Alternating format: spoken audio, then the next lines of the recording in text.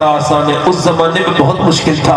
جان پوچھ کے سامنے آگ رکھی ہو نا، سامنے آگ جل رہی ہو، اس آگ میں کودنا ہر آدمی کے جگر کا کھیل نہیں ہے۔ ذرا غور تو کرو، سامنے ابو جہل، عتبہ اور شیبہ جیسے بدترین بدبخت کافر ہوں، جن کے ہاتھوں میں میاں، جن کے ہاتھوں میں تلواریں ہیں مسلمانوں کے خلاف۔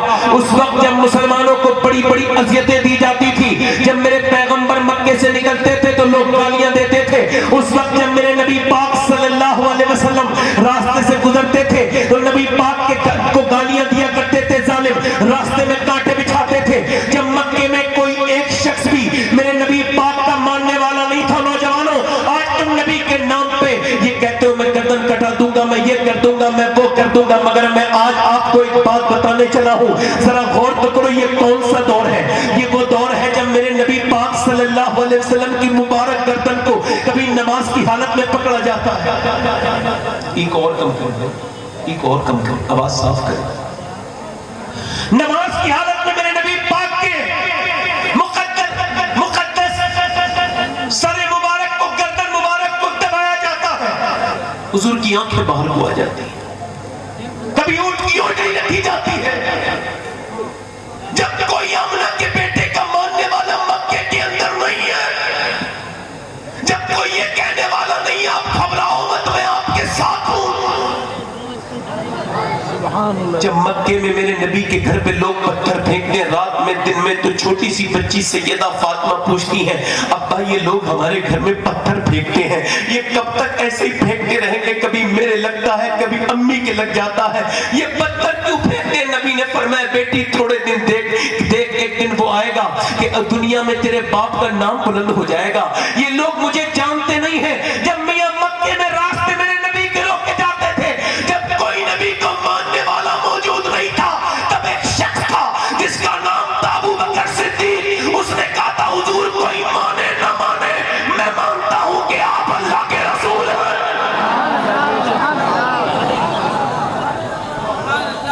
آپ اللہ کے رسول ہیں، میں مانتا ہوں۔ ذرا غور کرے، توجہ چاہتا ہوں، ذرا غور کرے، حضور معراج کو گئے، ذرا زور سے بولے سبحان اللہ۔ وہ سرور کشور رسالت جو عرش پر جلوہ گر ہوئے تھے، نئے نرالے طرف کے ساما عرب کے مہمان کے لیے تھے۔ حضور معراج کے شب گئے، معراج کی جب شب کہا گئے، حضور معراج کی شب گئے فلسطین، وہاں آپ نے نماز پڑھائی۔ نماز کس کی پڑھائی؟ نبیوں کی۔ ذرا مسکرا کے بولے سبحان اللہ۔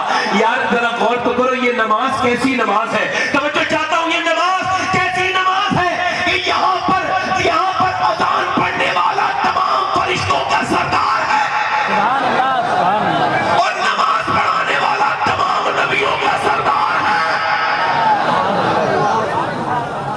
اور نماز پڑھنے والے کون ہیں؟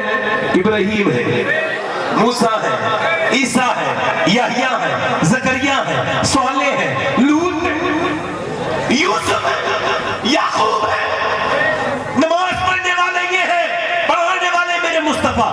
ایک رات میں حضور نے سفر کیا، مکے سے گئے فلسطین، فلسطین کے بعد اللہ کے رسول نے نماز پڑھائی، پھر ایک آسمان، دو آسمان، دو آسمان، ساتوں آسمان کو طے کیا، پھر عرش کے قریب پہنچے، عرش کو دیکھا، جنت کو دیکھا، یہاں تک کہ جنت کے بنانے والے پروردگار کو بھی دیکھا، اپنی آنکھوں سے دیکھا۔ اور قرآن کہتا ہے ثم دنا فتدلی فکان قاب قوسین او ادنی۔ وہ میرا محبوب جب مجھے دیکھتا تھا نا تو اس نے پلک تک نہیں جھپکی، اللہ کا دیدار کیا۔ اب ذرا غور کریں، آج کے زمانے میں آپ سے کہوں گا تو آدمی تھوڑا بہت یقین کر لے گا، ہاں بھائی فلائٹ کا زمانہ ہے، اب یہاں سے آدمی فلائٹ میں اڑتا ہے، 2 منٹ کے بعد یہاں پہنچ جاتا ہے، 2 سیکنڈ کے بعد کہاں راکٹ کہاں پہنچ جاتے ہیں، دنیا میں طیارے کہاں پہنچ جاتے ہیں۔ مگر میاں اس دور میں اگر نبی آ کے یہ کہیں گے میں نے جنت بھی ایک رات میں دیکھ لی، میں نے جنت بھی دیکھ لی، رب بھی دیکھ لیا، عرش بھی دیکھ لیا، میں نے سیر کی ہے، معراج کی ہے، تو پھر کون مانے گا؟ یہی سوال میرے نبی کے ذہن میں ہے۔ اللہ کے رسول جبرائیل علیہ السلام سے پوچھ رہے، جبریل یہ بتا، میں نے جنت بھی دیکھ لی، میں نے اپنے رب کو بھی دیکھ لیا، میں نے رات میں سیر بھی کی، یہ سب باتیں میں بتاؤں گا تو مکے میں مجھے مانے گا کون؟ اس بات کو مانے گا کون کہ میں نے رب کو دیکھا، جنتوں کی سیر کی؟ تو جبرائیل علیہ السلام نے عرض کی یا رسول اللہ، کوئی مانے یا نہ مانے، مگر آپ کا یار ابو بکر مان جائے گا۔ کوئی یقین کرے نہ کرے ابو بکر جلدی بولو ارے ابو بکر یقین کرے گا اور ہوا بھی حضور نے کہا میں معراج کے گیا. ابو بکر صدیق سے ابو جہل نے روک کے پوچھا بھئی کوئی اگر یہ کہے میں ایک رات میں فلسطین چلا گیا تم مان لو گے کہ نہیں مانو گا؟ کہ پھر تمہارے نبی نے کہا ہے تو فرمایا حضور نے کہا ہے تو بالکل سچ کہا ہے. مہربانی کریں بھائی زور سے بولے سبحان اللہ, دل لگا کے بولے سبحان اللہ. جبرائیل علیہ السلام کی بات, میں کس کی بات کر رہا ہوں؟ حضرت ابو بکر صدیق کی. دل لگا کے بولے سبحان اللہ. حضرت ابو بکر صدیق, جبرائیل علیہ السلام کا نام سنا ہے آپ نے؟ ذرا دل لگا کے بولے سبحان اللہ. کون ہے؟ فرشتوں کے سردار ہے. کوئی عام تو نہیں ہے نا, فرشتوں میں بھی عام نہیں ہے, وہ فرشتوں کے بھی سردار ہیں. اور ان کا مرتبہ کتنا بڑا ہے, انہوں نے تمام نبیوں کی بارگاہوں میں حاضری کی ہے. انہوں نے آدم کے بارگاہ میں آئے ہیں کوشش کی, وہ یحییٰ زکریا یوسف علیہ السلام سب کی بارگاہوں میں آئے ہیں. اللہ نے ایک دن جبرائیل علیہ السلام سے پوچھا جبرائیل میں نے تجھے فرشتوں کا سردار بنایا ہے, اس کے بعد فرشتوں کا سردار بنانے کے بعد میں نے تجھے تمام نبیوں کے پاس بھیجا ہے. یہ بتا میں نے تو میرے محبوب کے پاس بھی جاتا ہے, تیرے دل میں کوئی تمنا ہے؟ جو کسی کے دل میں کوئی تمنا ہوتی ہے, کسی کے دل میں کوئی تمنا, مگر جو فرشتوں کا سردار ہے جبرائیل علیہ السلام, اس سے میرے رب نے پوچھا یہ بتا جبرائیل تیرے دل میں بھی کوئی تمنا ہے؟ عرض کرتے جبرائیل السلام رب العالمین تو نے فرشتوں کا سردار بنایا, تو نے 650 نورانی پرورے لگائے, مگر اس کے بعد بھی میرے دل میں ایک تمنا ہے کہ کاش میں فرشتوں کا سردار جبرائیل نہ ہوتا بلکہ محمد کا غلام ابو بکر صدیق ہوتا. کون ہوتا؟ ابو بکر. دل لگا کے بولو ابو بکر, جلدی بولو ابو بکر صدیق. تو آج کی جو تقریر ہے وہ کس کے نام ہے؟ حضرت ابو بکر صدیق. اپنے بچوں کو بتاؤ کہ پہلے خلیفہ کا نام کیا ہے, بولو کیا نام ہے پہلے خلیفہ کا؟ ابو بکر. دوسرے خلیفہ کا نام عمر. تیسرے خلیفہ کا نام حضرت عثمان غنی. چوتھے خلیفہ کا نام حضرت علی. دل لگا کے اسی بات کو کہہ دو سبحان اللہ. ڈیفرنٹ موڈ میں تقریر کر رہا ہوں, دل لگا کے بولے سبحان اللہ, دل لگا کے بولے. اچھا ایک بات بتائیں آپ, آج ہم میں سے لوگ اللہ سے ڈرتے ہیں؟ نہیں. اگر اللہ سے ڈرتے ہوتے تو کچھ بات بھی مانتے ہے نا. آج سب لوگ اپنے گھر جانا چاہتے ہیں, میں بھی اپنے گھر جانا چاہتا ہوں, آپ بھی چاہتے ہیں. آپ سب سے پوچھنا چاہتا ہوں کیا آپ کا واقعی وہ گھر ہے جہاں آپ جانا چاہتے ہیں؟ ایک دن میں سفر کر رہا تھا, تنہا اکیلا سفر کر رہا تھا. میں سوچا یار گھر جاؤں گا, بچوں سے ملوں گا. پھر اچانک خیال آیا کیا وہ واقعی میں میرا گھر ہے؟ تو پھر کہیں نہ کہیں میرے زبین نے آواز دی نہیں وہ تیرا گھر نہیں. تیرا گھر تو پتہ ہی نہیں کس گڈھے میں تجھے ڈال دیا جائے گا, کس جگہ تجھے دفن کیا جائے گا. حضور فرماتے ہیں اگر جانوروں کو پتہ چل جائے نا انہیں مرنا ہے, اگر جانوروں کو علم ہو جائے انہیں پڑھنا ہے, تو انہیں کوئی موٹا جانور کھانے نہیں ملے گا. سارے جانور موت کے خوف سے سوکھ جائیں گے, مگر انسانوں کو پتہ ہے مرنا ہے, مگر ان کے اوپر اثر نہیں, ہمارے اوپر اثر نہیں ہے. قیامت کے بارے میں کیا خیال ہے؟ ہمیں بتایا گیا ہے کہ بھئی قیامت کے دن تمہارے ساتھ کچھ نہیں ہوگا. بھئی ذرا دھیان کریں, تمہارے ساتھ کچھ. ایک صاحب کہہ رہے تھے میرے پیر ہیں تو وہ دیکھ لیں گے سب. میں کبھی آج میاں قیامت کے دن کے بارے میں کسی نے کوئی غور فکر نہیں کیا. وہ کیسا دن ہوگا جب قیامت ہوگی.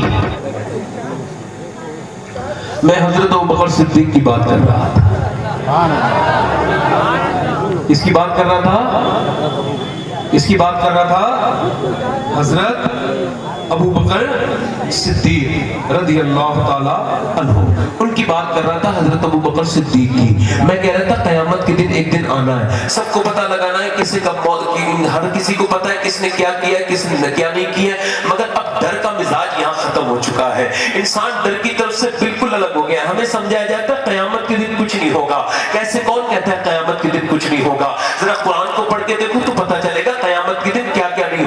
آپ کو پتہ ہے قیامت کے دن کیا ہوگا؟ بڑے بڑے 30 مار خروں کے پتے پانی ہو جائیں گے. وہ قیامت کے دن ہوگا کیسا؟ وہ قیامت آئے گی کیسے؟ وہ کیسا دن ہوگا جو قیامت کا دن ہوگا؟ روزمرہ کی طرح دن ہوگا. وہی صبح صبح جو ہے وہ مرغے بولیں گے, وہی صبح جو ہے وہ چڑیاں کی چہچہاٹ کے ساتھ دن شروع ہوگا. اور وہی صبح جو ہے نا وہی صبح ایک آدمی منڈی کی طرف کو جا رہا ہے, کچھ لوگ منڈی کی طرف کو دوڑ رہے ہیں تو کچھ لوگ ٹرین کی طرف کو دوڑ رہے ہیں. صبح کا وقت ہے. یہ بریلی کے حالات اس طرح سے لے لیجئے آپ. ایسا دن ہوگا کہ بریلی میں صبح کا سورج نکلنے والا ہے. سورج سے پہلے کچھ لوگ ٹرین کی طرف بھاگ رہے ہیں, کچھ لوگ جو مزدور اڈے کی طرف جا رہے ہیں, کچھ لوگ منڈی کی طرف چلے ہیں, کچھ لوگوں نے اپنی حاجت کے لیے گھر سے نکلنا شروع کیا ہے.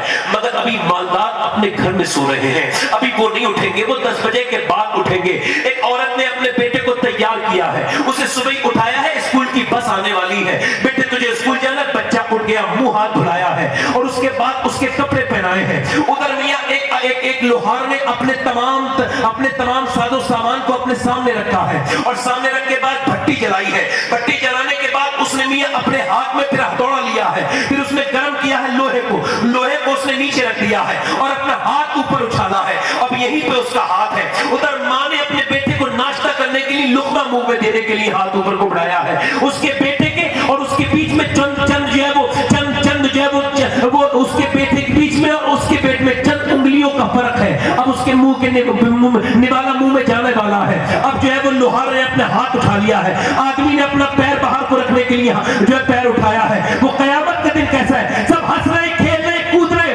گناہوں میں لگ کے راتوں کو سوئے تھے لوگ. مگر قیامت آج آ گئی. آج قیامت آ گئی. وہ کون سی قیامت ہے؟ وہ قیامت آ گئی جس کا اللہ نے وعدہ کیا تھا. وہ کون سی قیامت جس کی طرف سے سب کو گزرنا ہوگا؟ وہ کون سی قیامت جسے سن کر کے اولیاء اکرام دہاڑے مار کے روتے تھے؟ وہ کیسی قیامت کا دن ہوگا؟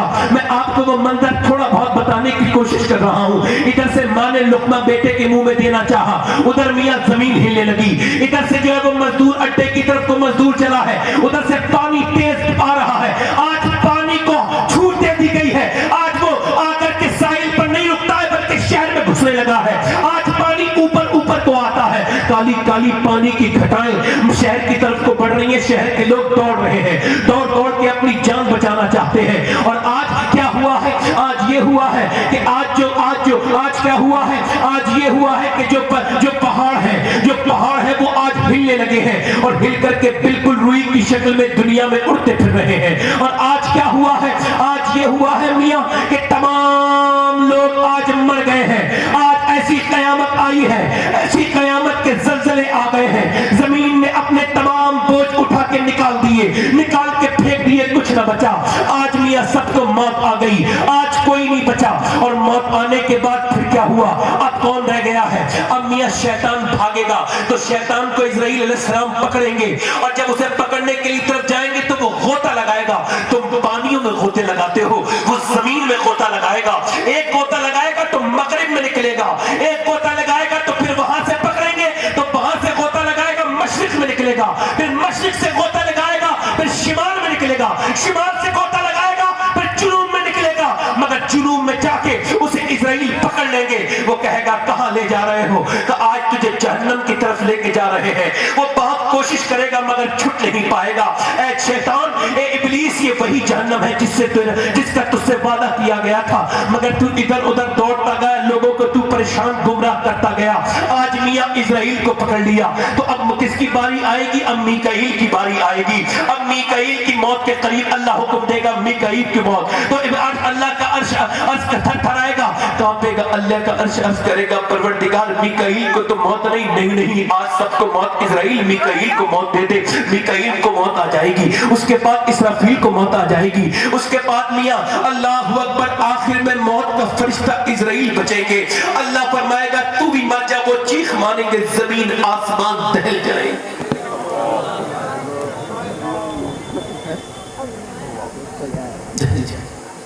زمین آسمان, ہر نظر کانپ اٹھے گی محشر کے دن, ہر بشر کا کلیجہ دہل جائے گا, ہر کلیجہ دہلے گا. آج میاں کہتے ہیں کوئی گناہ, ہم کیوں ڈریں؟